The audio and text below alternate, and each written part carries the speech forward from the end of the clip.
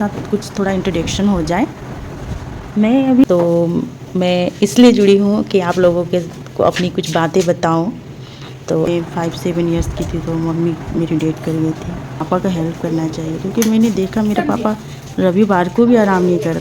Hi friends, कैसे हैं आप लोग? आई होप कि आप लोग बहुत अच्छे होंगे। मैं हूँ स्नेहा और आप लोगों का मेरे इस ब्लॉगिंग में बहुत बहुत स्वागत है। ये मेरा फर्स्ट वीडियो है।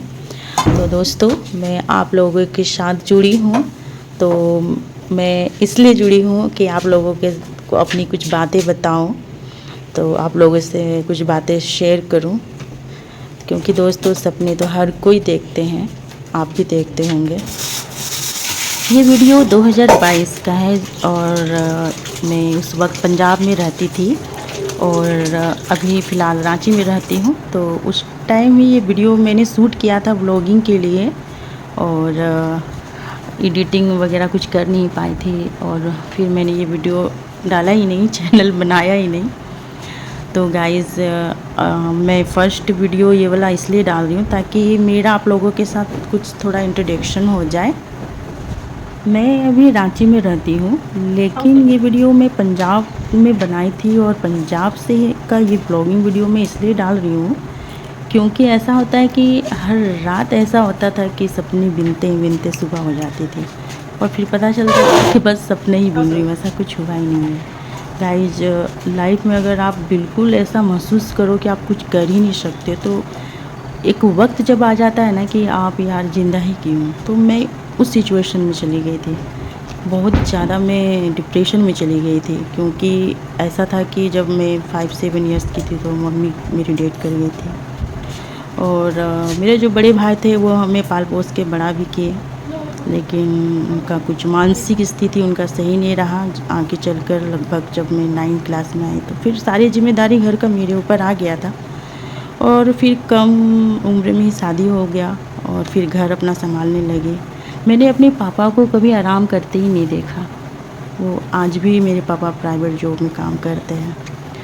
मुझे ये सब का एहसास ही नहीं हुआ था। मुझे लग रहा था बस मैं सेटल हो गई, शादी हो गया, इतना दूर तक था, ख्याल ही नहीं आता था।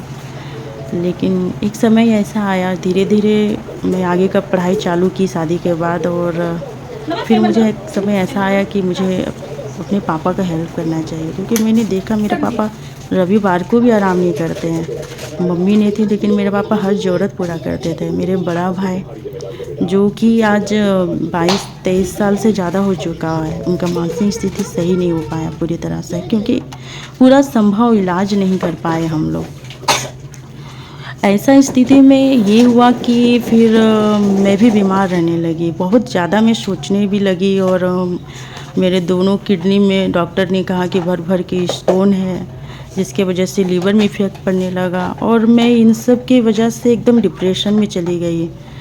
और इन सब के बीच में मेरा एक और नया सपना पड़ रहा था, मेरा बेटा जो अभी फ़िलहाल 10 साल का है और आज के डेट में 2023 में 10 साल का है। तो उसके लिए भी मैं सपना देखती हूँ कि मैं जो कुछ नहीं कर पाई मैं इसको पढ़ाऊँ लिखाऊँ और मेरा ड्रीम है कि मैं इसको IAS ऑफिसर बनाऊँ। लेकिन ऐसा सिचुएशन था कि मैं खुद लगता था कि सुसाइड कर लूँ, इस स्थिति पे आ गई थी यार। मेरा डॉक्टर बोल दिया दोनों किडनी में भर भर के स्टोन है, लीवर डैमेज हो रहा है। डिप्रेशन का दवा खाने लगी, 1 साल 2 साल में बिना नींद का दवा खाए मैं सो नहीं सकती थी। यहाँ तक कि मैं नींद का दवा खा भी लेती थी फ्रेंड्स, तो भी मुझे नींद नहीं आता था। मैंने पढ़ाई किया, अपनी जिद पे किया। हम लोगों को कभी मतलब कोई है ही नहीं ना पेरेंट्स की फोर्स करे पढ़ो पढ़ो। मैंने शादी के बाद ग्रेजुएशन किया ज्योग्राफी ऑनर्स से। जॉब करने का ऐसे ख्याल आया ही नहीं है, लेकिन एक समय जब मुझे एहसास होने लगा कि मैं एक एक रुपया के लिए भी मैं अपने हस्बैंड के ऊपर डिपेंड हूँ। आलू प्याज या फिर आज अगर मैं 300 रुपया का शॉपिंग कर लूँ ऑनलाइन तो दूसरा दिन मुझे गाली सुनना पड़ता। ऐसा नहीं है कि मेरे हस्बैंड मेरे पापा के लिए अगर मैं बोलूँगी हेल्प के लिए तो करेंगे, ऐसा नहीं है। लेकिन मेरे पापा भी बहुत स्वाभिमानी हैं। लेकिन मैं चाहती हूँ कि मैं अपने पापा के लिए खड़ा रहूँ और अपने बड़े भाई का इलाज कराऊँ।